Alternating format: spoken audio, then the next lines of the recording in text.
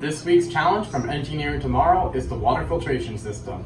Now, believe it or not, you can actually find a lot of water filtration items from household aquariums, such as this one. Let's do some shopping. I'll have this, one of these, and a lot of this. You guys mind if I borrow these? To make this filter, I'll be using an aquarium sponge, a bag of charcoal, this bag of desert sand, a roll of flex tape, this floss sponge, which is a lump of cotton, these 2 jugs, and for tools, I'll be using this measuring tape, this Sharpie marker, this power drill, a knife, and I'll be repurposing this vase to measure our water purity.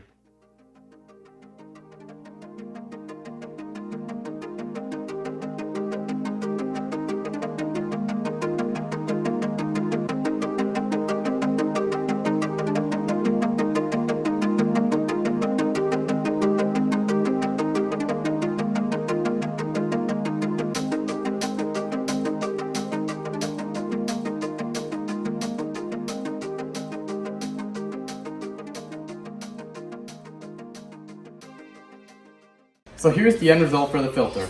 At the bottom we have the cotton, then we have the charcoal just above, the sand, and then the thick sponge. We have these plastic scraps that are taped together to bind it down, and there are some holes drilled at the bottom so that it will drain down here, which we can drain from this spigot.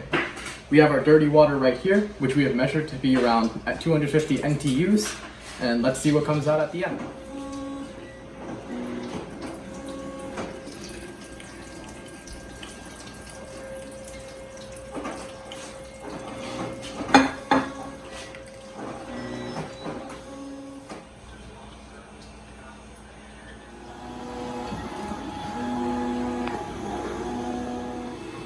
Okay, so we got a good amount of our water out. I'm going to pour it out and see how clear it is. Even after filling this jar halfway through, we're still able to clearly see the jar lid from the top.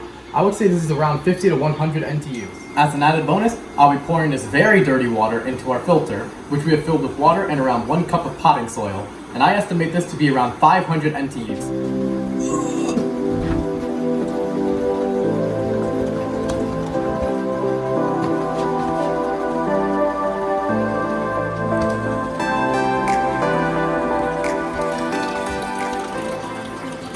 I'm filling this jar 2/3 of the way.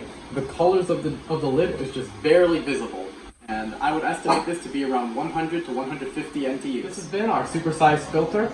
Thank you, Engineering Tomorrow, for the challenge, and I look forward to next week's.